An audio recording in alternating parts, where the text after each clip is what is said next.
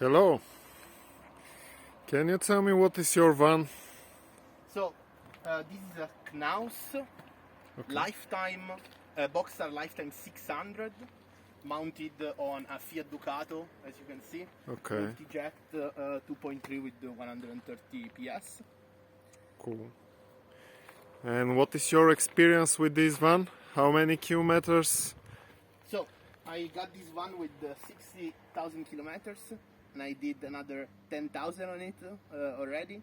Okay. Now I am in Bulgaria and I've been traveling, but I am based in Berlin. The experience so far is great. I really like it. I wanted something a little bit compact, a little bit aerodynamic. It's just me in this trip, but it's normally just me and my girlfriend. This is a perfect one for two people, or two people and a kid, or two people and a kid and a dog, but not more than that. So, Okay. the upside of it is that, of course, it's very aerodynamic compared to bulkier camper with also the bed on top.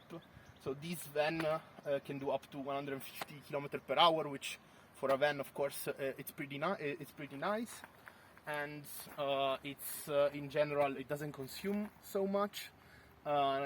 From 9 to 10 liter every 100 kilometers. Okay. So that for the camper category is actually pretty cool for the people that maybe are getting a first ideas. As you can see, the build is completely the same as a Ducato with the normal size. There are also longer size for this van, the 640, and also a little bit shorter, 540. You can see, of course, starting from this side, the very, very good stuff about this van there are a lot of windows. You will see that builds on the Ducato often have not so many windows, but here there is a lot of light coming in. It's very positive. This is the biggest window on this side. Here, if you see, there is a small sensor connected with the heating. So first, both as a security measure and, of course, also to optimize consumption. Here there is the toilet box. It's the classic black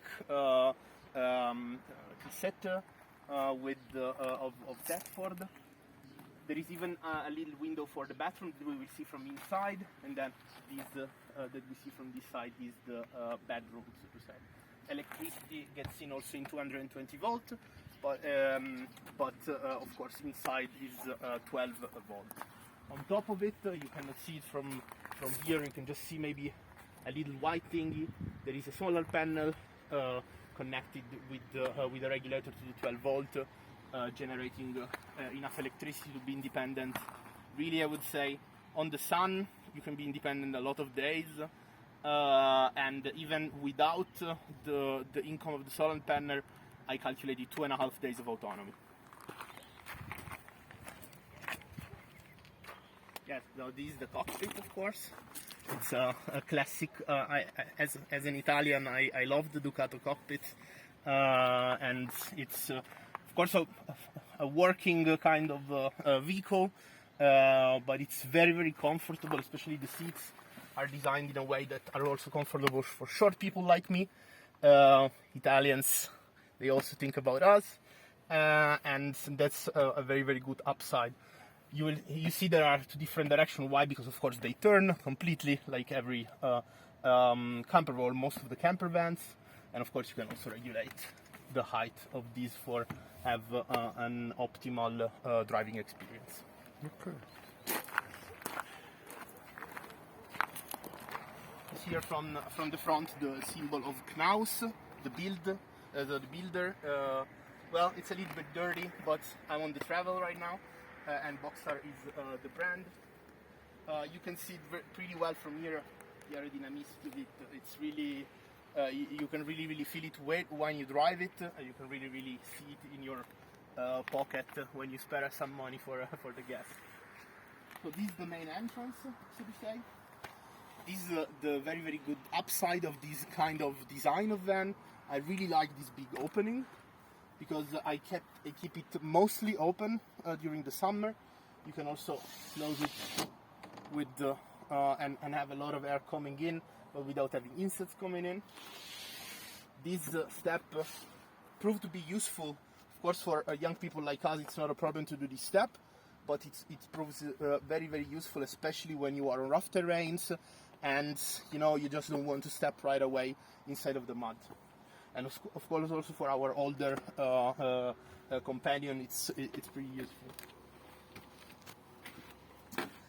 So you see so here there is a big opening on the top. Through these comes a lot of light, and of course a lot of air when you're living inside. Of course, to be closed while you're driving. Here there is a little bit of some very, very useful space to put some stuff. It looks small, it's not, because it's basically a small luggage room. So here we put all the stuff maybe that we don't use on a daily basis. It's good, the design of Knaus, because there is a lot of space and a lot of hidden spaces. A lot of those small spaces is used very well. On this part, in the kitchen, I like the kitchen to be right on the front. So you can imagine some people eating here and cooking directly for them, or having a little bit of a bar situation, which it's pretty nice sometimes. There are two stove, like there is a stove with two points and a small sink here. We have also a fridge here. This is a compressor 12-volt fridge.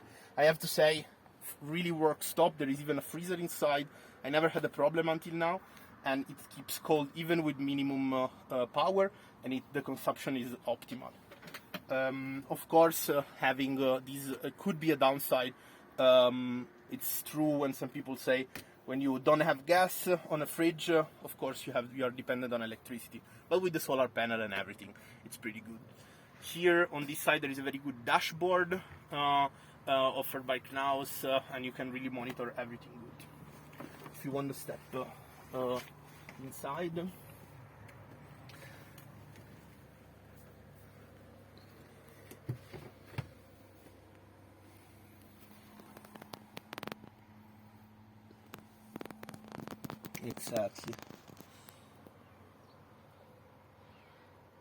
Exactly, you just saw the fridge and of course the dashboard, and right now you're seeing the space to like the extra luggage room. Right now you're seeing of course the bed, which is a lot of camper people think, okay, it's the most important thing. I think it too, a comfortable bed, because getting a good sleep while traveling is essential. Why do I like this kind of design? Well, you see it by yourself when you open the door. In the back there is a lot of light and air coming in, and I can tell you that when you park with the rear part, maybe on the seaside, maybe on a nice nature view, to wake up with that it's great. And last of the perks is of course that the radio system is connected also with the bedroom area, so you can just turn on some nice music, look at the sea while you are lying. The downside of this van are two, basically. One, size. The size, I mean, could be a downside, could be an upside, but of course it is limited. I am a short person, I don't feel it so much. My girlfriend is 1.90 m, she really feels it. Also the director right now of this video kind of feels the fact that it's short, and of course it's pretty tight. Well, this can be annoying sometimes.